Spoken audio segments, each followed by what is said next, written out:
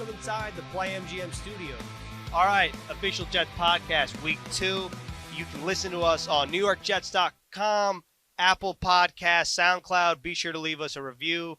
Very special guest today, Le'Veon Bell. Thanks for joining us. Thanks for having me. We know you're good at football. We know you love rap. You love football. What fans don't know about you, but we know about you now, you're a dog lover. Love dogs. And you have 13 of them. 13.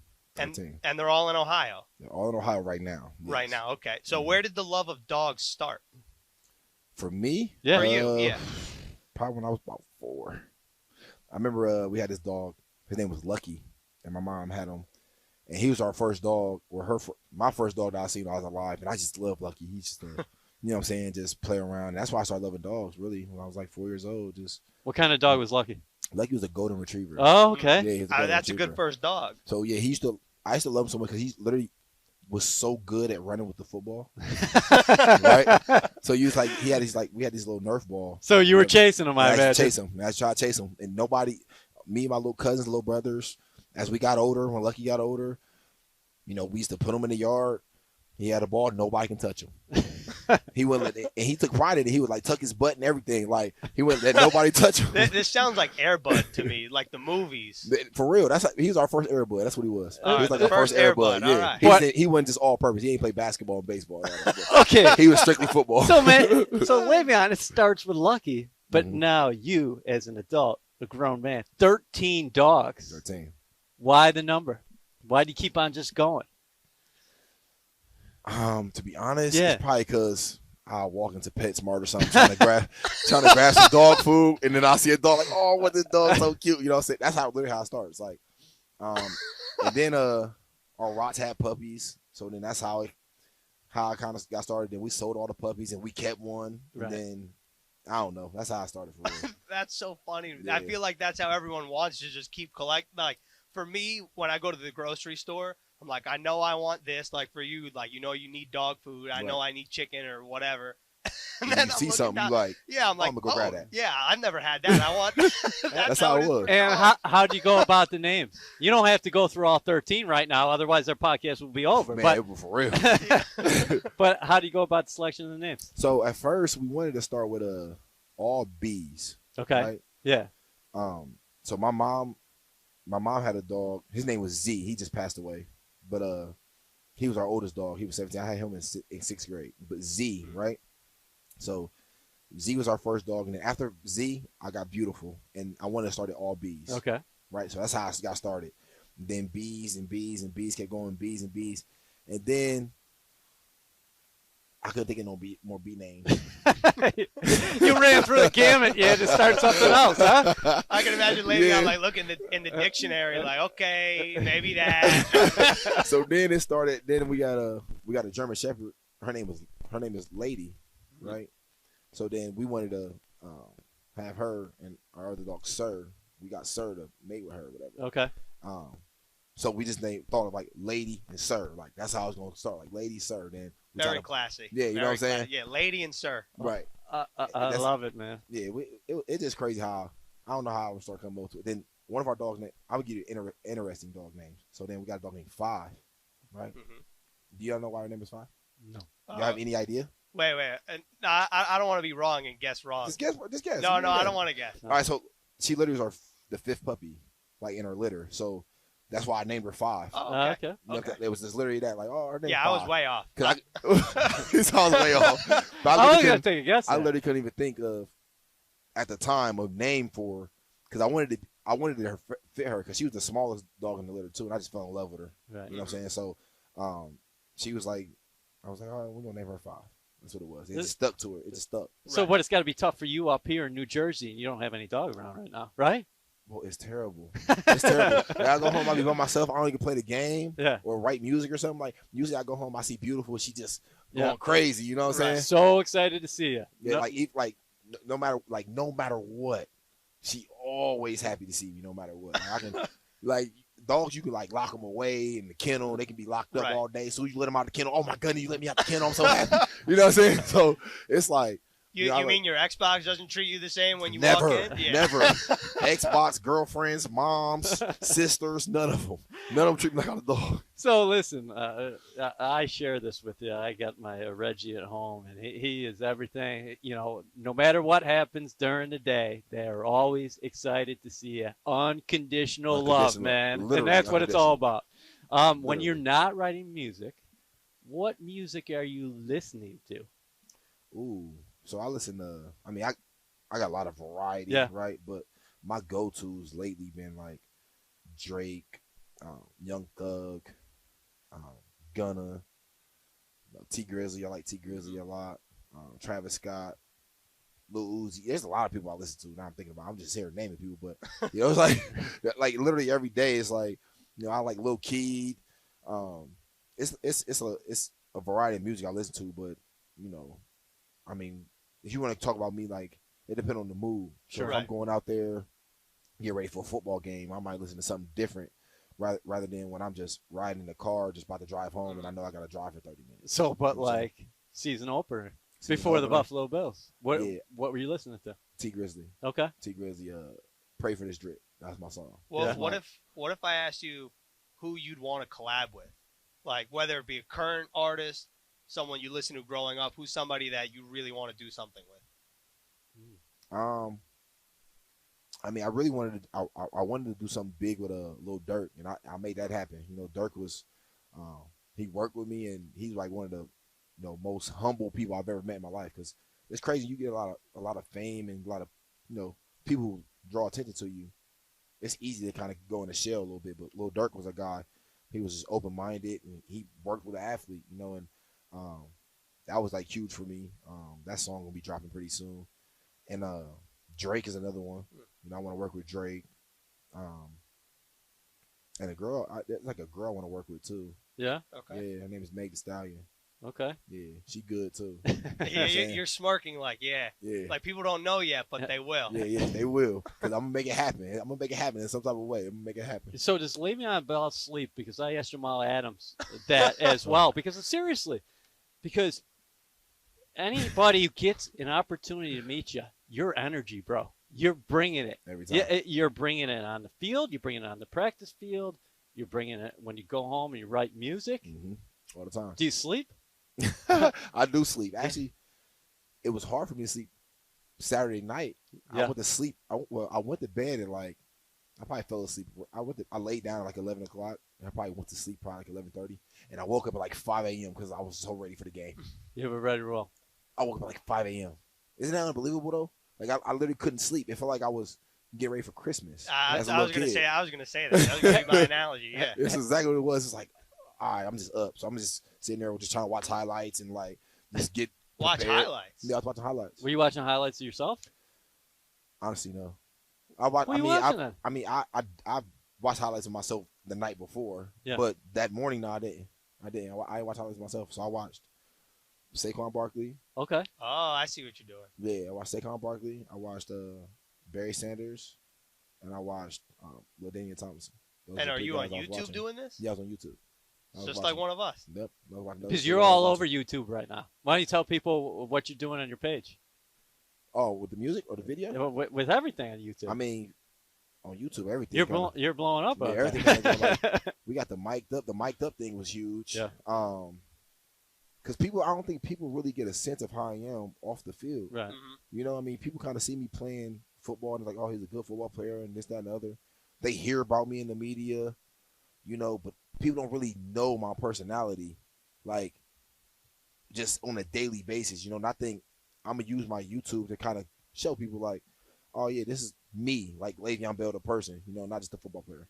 Yeah, and it's interesting the guys that you took a watch at prior to your first game with the Jets. Barry Sanders, he was always your guy, right? Yeah, that was my favorite running back. That was my favorite running back. Yeah. And I know you loved Curtis Martin growing up, but Mhm. what stood out to you about Barry?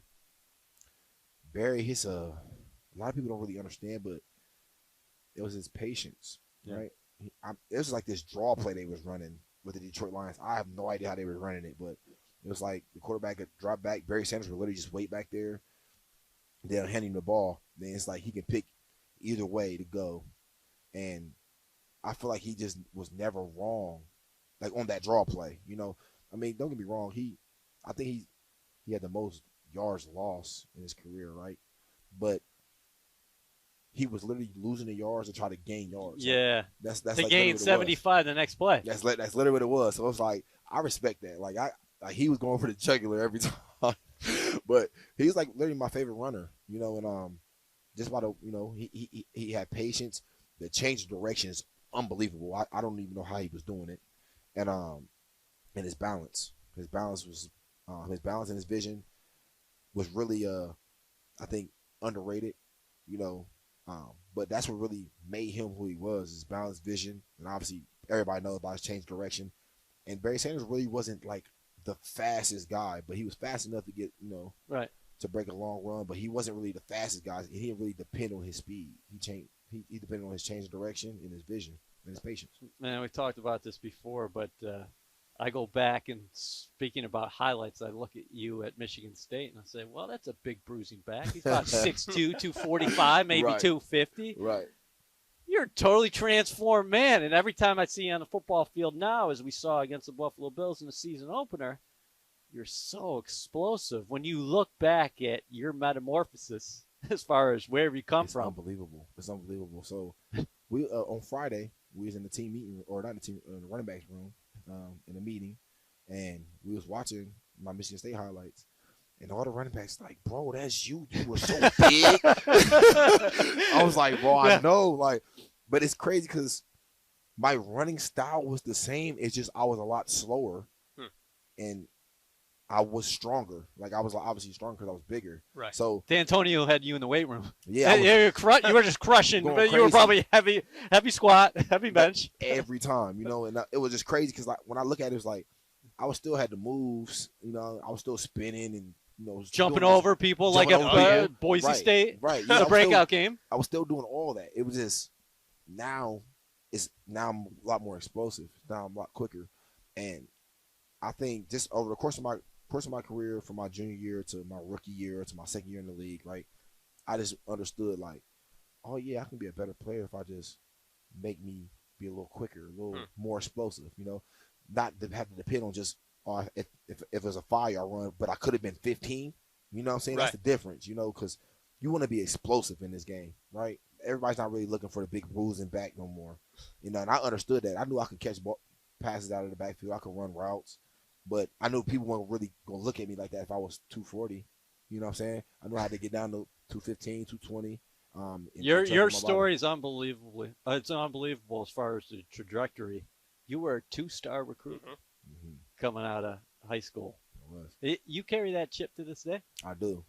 Just because of the fact that I know where I came from, and I know, a lot of people doubted me. I just remember in high school just walking around the hallways, and I was, my close friends that I was talking to, they knew what my goal was and my dream was to go to the NFL and stuff, but I don't think a lot of people really believed it, or believed I could do it. Even, my high school coaches, you had a couple of them who maybe knew I could do it or whatever, but it just like, I remember the only person who was really always in my corner was my mom. Like my mom was making sure like any camp that I wanted to go to, like if I wanted to go to Penn State camp or like Akron camp or Ohio camp or whatever, she made sure she saved up enough money, so we can travel and go to the camp, and I can kind of showcase my talent and try to get a scholarship. My mom was like in my corner the whole time pushing me. She still is. She means everything to you, doesn't she? Everything, like literally everything. Because she was here when you signed. Yeah, she was here. Yep, she was here when I signed. Yep, when I signed, like she gonna be right there the whole time, like the whole time. Is it true that Ohio State and West Virginia recruited you to play safety? Yes. Wow. Well, Could you imagine? West Virginia and Michigan was. Okay. Ohio State, they were recruiting me for like both sides. Yeah. Yeah, both sides.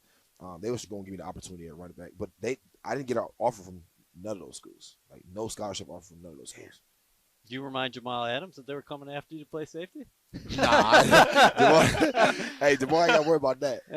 Jamal ain't got to worry about that. I did not want to play safety. Do you ever think about, like, for someone that's so go, you always bring the energy, you have so many things to do, whether it be music, video games, whatever it is. Do you ever take a second and think from even what EA was talking about, even when you were 245 or a high school kid, 2-star, you ever take a second to think about like where you are now and how different that is, even though it was probably just a couple years ago? I do, and I mean, it was more than a couple years ago. Right, but it's You're just one still of a those- young guy.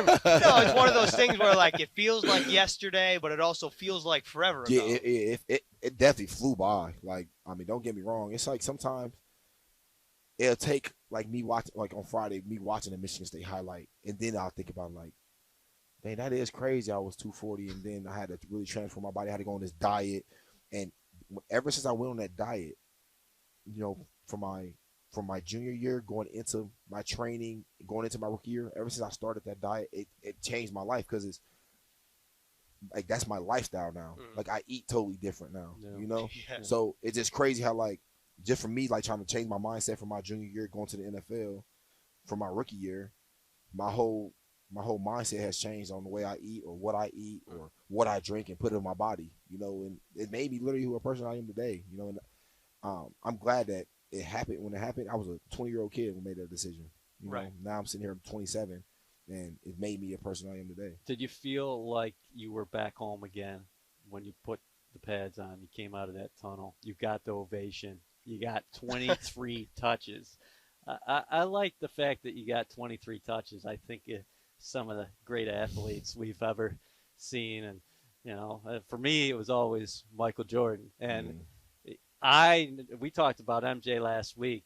Kind of hurt when MJ went away from the game for a little bit and we didn't see him. But when he came back, that was something else. And you were back where you were meant to be on the field. And it felt good, because I just remember waking up on that day, waking up yesterday and just getting on like my normal phone, my phone like a normal day, just looking at all the text messages I had, going on Twitter, Instagram, just like so many people were just ready for that day, and it felt amazing to me. I remember just when I'm in the warm-ups, I'm just thinking like, man, we almost there, and I'm just trying to stay calm. Like I'm like trying to stay calm, but it's like everything in me is like, bro, can we just play football already? Like, you know what I'm saying? Like I was just so ready to play because it felt it was been a long time coming, So I had to sit out all the preseason games and be out there with my guys and root them on and stuff. So it just felt good to be out there with them,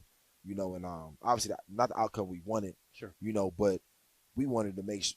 I made sure that like I'm glad that I got out of the game healthy, and I was actually able to play the game again, and I had fun doing it. That game was fun. It was a rivalry game.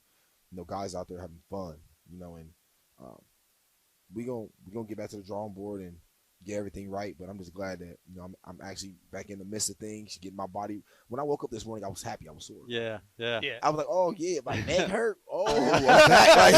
Like, I'm back. You know what I'm saying? So was there a favorite play? I mean, the touchdown catch, obviously, you get back in the end zone, and that was a beautiful grab. But you had a couple runs out there, including 4th and 1, Yeah, that's what I was where going to bring up. gave your team a chance to still gain victory. My favorite run, my favorite run was Back, probably, how about backed up? yeah. I mean, those like one of my favorite runs. But my favorite play, it was like a 3rd and 7 or something, and we threw it to Crowder, but I had a blitz pickup. Yeah, I know exactly what you're talking about. And dude tried to bull rush me, and I smacked him so hard. Like that was my favorite play because it's like people must have forgot that this what I take pride in. Like I take pride in blocking, like blitz pickup and people trying to bull rush me. I'm like, no, that's not happening. Yeah, you're not about to do that. And you got praised for it on Hard Knocks by Coach Gruden of the Raiders. Yeah. You know what I'm saying? Because that's something I literally like more than like a 10-yard run. I take way more pride in like picking up a blitz, especially like a good rusher or something, and blocking them because that's literally like me versus you. You know what I'm saying? Like if I get a good run, I mean it takes my read and stuff, but I gotta depend on everybody up front. I gotta make sure Sam put me in the right play. The guys on the outside gotta do their jobs. You know what I'm saying? It's like a collective thing. It's like a good run that goes. But when it comes to blitz pickup, and I know it's me versus one guy, it's me versus you, and I win that's pride. You know what I'm saying? Yeah. And a lot of guys don't really take that, or that prideful about their blitz pickup. And that's what I think separates me from a lot of running backs because I'm not letting my quarterback get hit. You know what I'm saying? Like I'm not gonna let it happen. You have an infectious personality. your teammates have gravitated towards you. I think you got miscast maybe because of people's misconceptions of what happened in Pittsburgh. Right. You have a lot of love for a number of things, but make no mistake, you love playing football. I love football. Anybody who goes out there and watches you at practice, you don't even have to be out there on game day. You love the game, I love it. and you're off to a good start. I know you guys didn't get the outcome you wanted, but you look like the vintage Le'Veon Bell, and I think good things are ahead. I Yeah. agree. I just want to know one thing before we wrap up. The defense got called out individually this past game, like when in player introductions. If the offense does it and it's you, where's your hype level there? Through the roof. Yeah, I figured. Like, undescribable. I think maybe that's why the defense got introduced first, because they know this Monday night game. I want to get introduced. Oh, okay. All right. 2-6. Okay. Thanks for coming in. All man. right, that's all we have. The official Jets podcast. Leave us a review. Apple Podcast, NewYorkJets.com, SoundCloud. Big thanks to Le'Veon Bell. And that's all we got for this week. We'll see you next time.